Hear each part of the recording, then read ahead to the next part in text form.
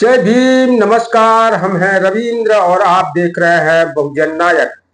4 दिसंबर 1954 को रंगून यानी बर्मा की राजधानी रंगून में विश्व बौद्ध अधिवेशन हुआ, जिसमें अमेरिका, इंग्लैंड, सिलोन यानी Sri Lanka, Malaya, Germany, France, Indonesia आदि जैसे 28 राष्ट्रों के प्रतिनिधियों ने हिस्सा लिया। इसमें बाबा साहब डॉक्टर अंबेडकर जी भारत की तरफ से वहां पर उपस्थित रहे। बाबा साहब यहाँ पर 50 मिनट का उन्होंने भाषण दिया था। उन्होंने कहा कि आज हम सब लोग जो इकट्ठा यहाँ हुए हैं, सभी लोग बुद्ध के अनुयायी हैं। दुनिया के इतने बड़े राष्ट्रों में बौद्ध धर्म भले ही प्रचलित रहा हो, उसका प्रसार जितनी तेजी से होना चाहिए उतनी तेजी से हुआ नहीं, यह मुझे खेद के साथ कहना पड़ रहा है। आज यहाँ जिन राष्ट्रों के प्रतिनिधि उपस्थित है, उन सभी राष्ट्रों में सिलोन यानी श्रीलंका, ब्रह्मदेश यानी बर्मा, ये 2 राष्ट्र बौद्ध धर्म मानने वाले राष्ट्रों में आगे हैं, ऐसा लगता है। लेकिन मुझे लगता है कि इन 2 राष्ट्रों का बौद्ध धर्म के प्रसार का तरीका प्रशंसा योग्य नहीं है। यहाँ की अमीर महिलाएं खूब सारा धन दान में देती हैं।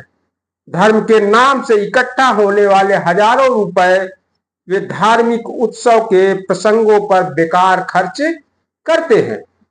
घरों में और बाहर पेड़ पौधों पर बिजली के लट्टू जलाते हैं।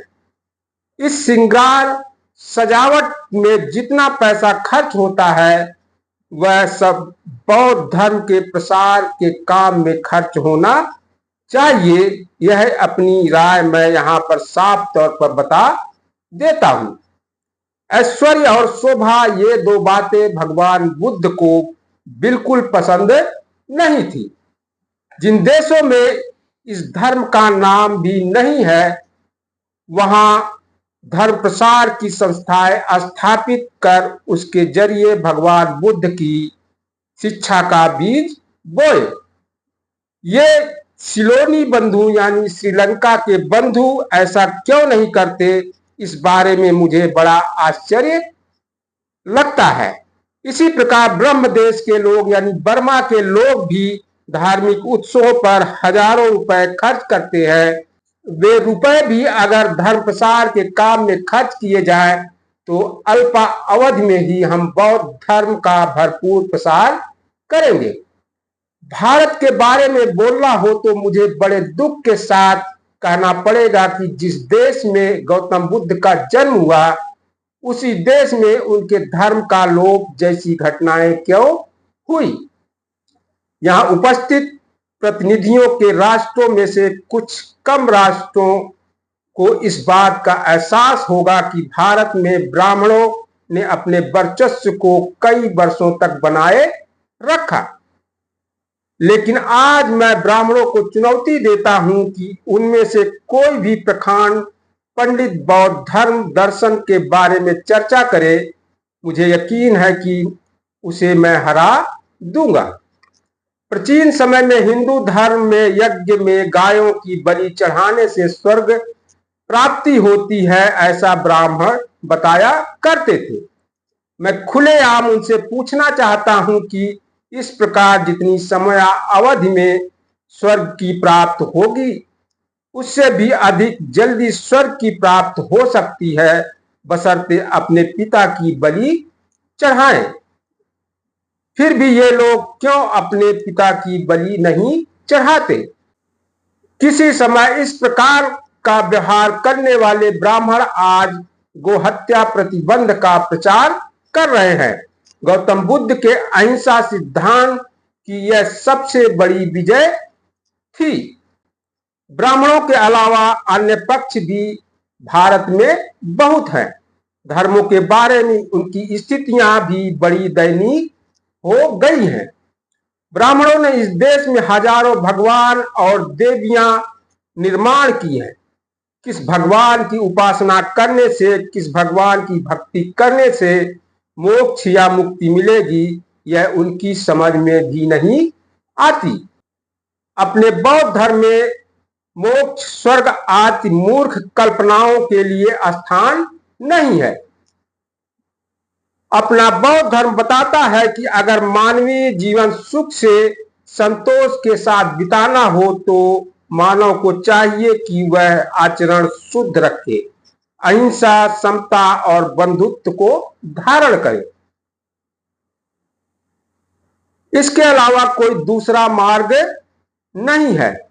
इन बातों को गौतम बुद्ध के धर्म के सिद्धांत कहा जाता है और मैंने यही सिद्धांत अपने 6 करोड़ अनुयायियों से कहे हैं।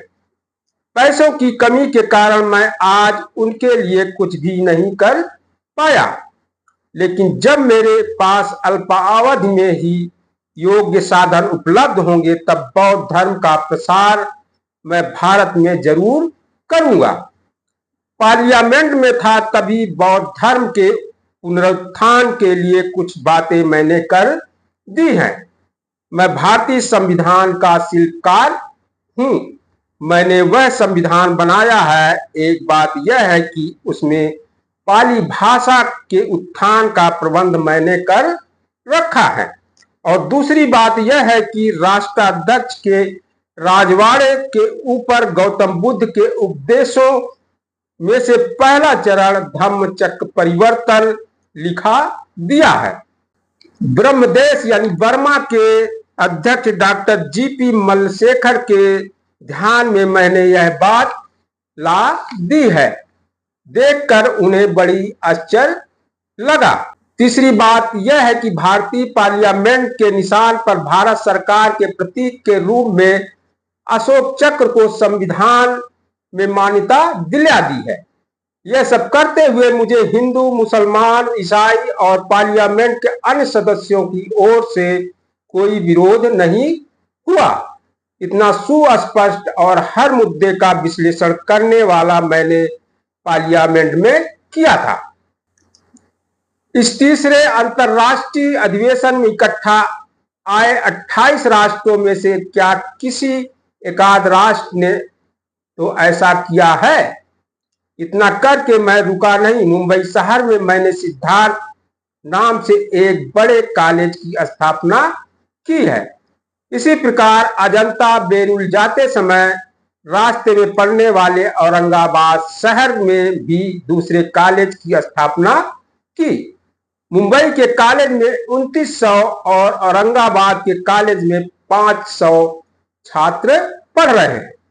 इन छात्रों से गौतम बुद्ध के जीवन पर एक शोध प्रबंध लिखवाकर सबसे अच्छे शोध प्रबंध को 1000 रुपए पुरस्कार स्वरूप देने की मेरी मंशा है। शोध प्रबंध लिखवाने का उद्देश्य यह है कि वे बौद्ध धर्म का गहराई से अध्ययन करें ताकि बौद्ध धर्म का व्यवस्थित प्रसार हो। इस प्रतियोगिता में पारसी, मुसलमान, हिंदू आदि सभी धर्मों के छात्र हिस्सा ले सकते हैं।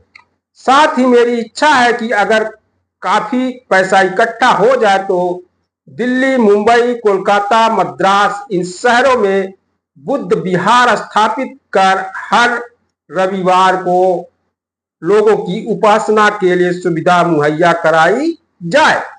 मेरे द्वारा स्थापित किए गए दोनों कॉलेजों के लिए भारत सरकार से 22 लाख रुपए का कर्ज मैंने लिया। मेरी मृत्यु तक मैं यह कर्जा चुका पाऊंगा, इस बारे में मुझे थोड़ा शक है। इस प्रकार इस धर्म को लेकर मेरी कोशिश जारी है। दुनिया में भारत ही एक ऐसा देश है जहां बौद्ध धर्म का प्रसार बहुत कम समय में किया जा सकता है। किसान जमीन की पहचान करने के बाद ही उसमें बीज बोता है। उसी प्रकार भारत में बौद्ध धर्म का प्रसार करने के लिए कुछ आवश्यक अनुकूल बातें हैं। मेरी आप सभी से विनती है कि उसका हम सभी राष्ट्रों को आर्थिक सहायता का उपयोग करना चाहिए। मैं इस सभागार में वचन देता हूं कि कोई सहायता करे अथवा ना करे, मैं अपनी राह पर आगे बढ़े बगैर नहीं रहूंगा। तालियां। बाबा साहब का भाषण दुनिया के 28 देशों के प्रतिनिधि शांति से और एकाग्रता से सुन रहे थे।